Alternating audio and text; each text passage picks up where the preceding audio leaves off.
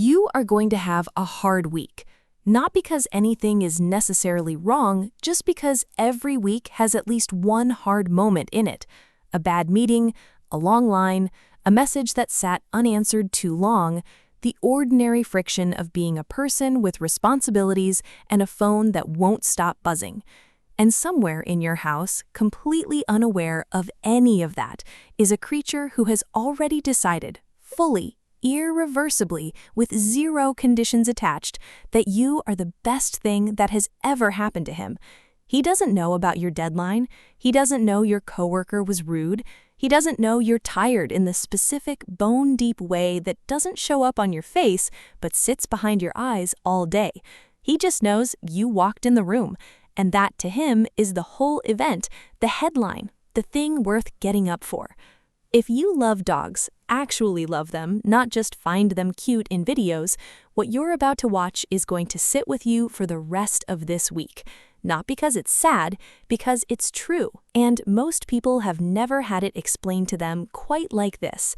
By the end, you're going to look at your dog differently. And honestly, you're going to look at your week a little differently too.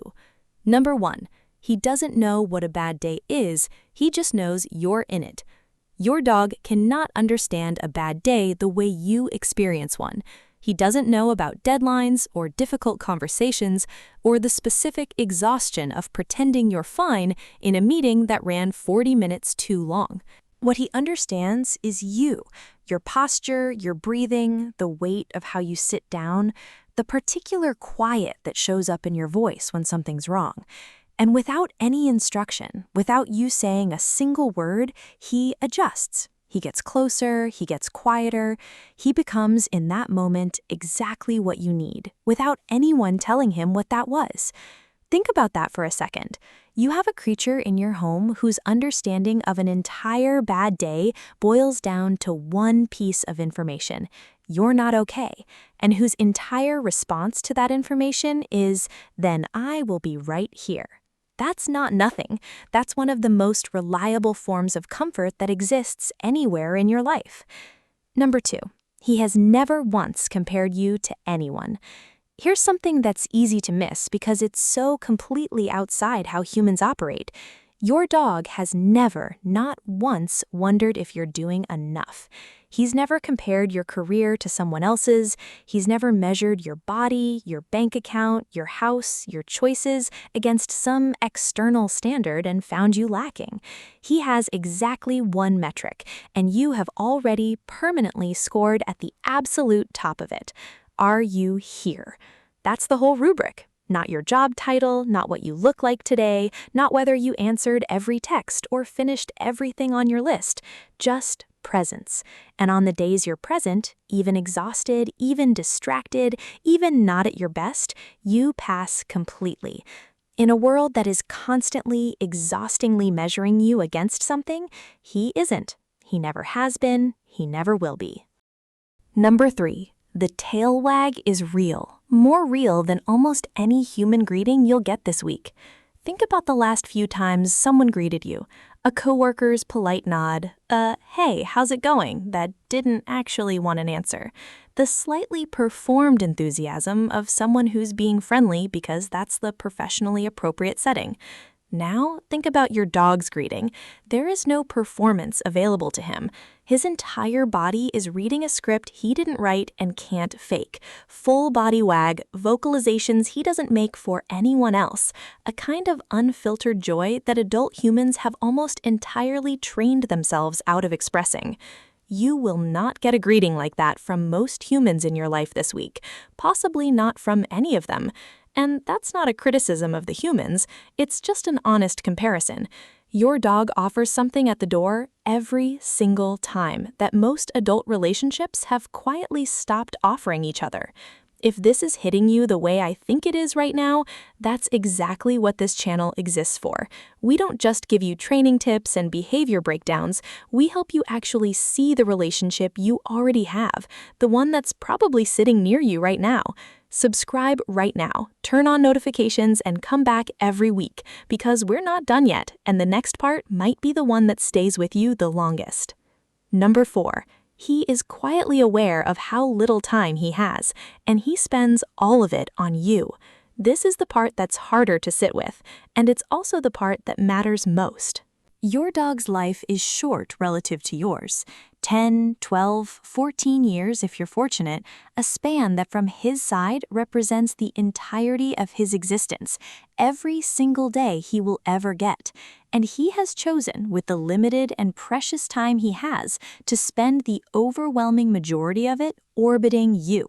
Not because he has no other option, because given every option available inside your home, you are consistently the one he chooses. The room he follows you into, the lap he climbs onto, the footsteps he tracks across the house, day after day for years, until one day, and this is the part that's genuinely hard to say out loud, he won't be able to anymore.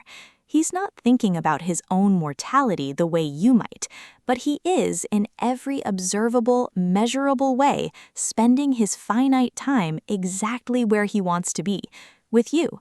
That's not sad. That's the most genuine compliment a living creature can offer another, every single day with no words required. Number 5, you are quite possibly the best thing that has ever happened to him. Step back from all of it for a second. You are fed, sheltered, walked, loved, and chosen by a creature who has access to your entire emotional state at all times, and has never once used that access against you. He has never weaponized something you told him in confidence. He has never brought up a mistake you made months ago. He has never made you feel small, unworthy, or less than. Not once, not ever, not even on your worst day. Humans, even the ones who love us most, occasionally fail at this. It's not a moral failing, it's just the complexity of being human, carrying our own bad days into our relationships sometimes. Your dog doesn't carry that complexity. Whatever happened yesterday, whatever mood he was in that morning, none of it changes how he greets you the next time you walk through the door. That consistency, that complete, unwavering, day after day choosing of you is rare. It's rare in humans. It's nearly unheard of anywhere else in nature. And it's sitting in your living room right now, very possibly snoring, completely unaware that it's one of the most remarkable relationships you will ever have. You don't need a hard week to appreciate that. But if you're having one, he's already doing something about it. He started the moment you walked in the door. He doesn't know what a bad day is. He just knows when you're in one, and he shows up anyway. He's never compared you to anyone, not once, not in his entire life. His joy at seeing you is real in a way most adult humans have forgotten how to offer each other. He's spending his short, precious life almost entirely orbiting you, by choice, every single day. And through all of it, he has never once made you feel like less than exactly enough. If you love dogs, you already knew most of this somewhere in your chest, even if nobody had ever said it out loud to you quite like this. Now you have the words for it. Go find him, even if it's just for a minute. If this video changed even one moment of your week, that's exactly what it was made to do. Like this video. It helps more people who love dogs find content that actually honors that love, instead of just entertaining it for 30 seconds. Comment below and tell us his name. We want to know who you went and found after watching this.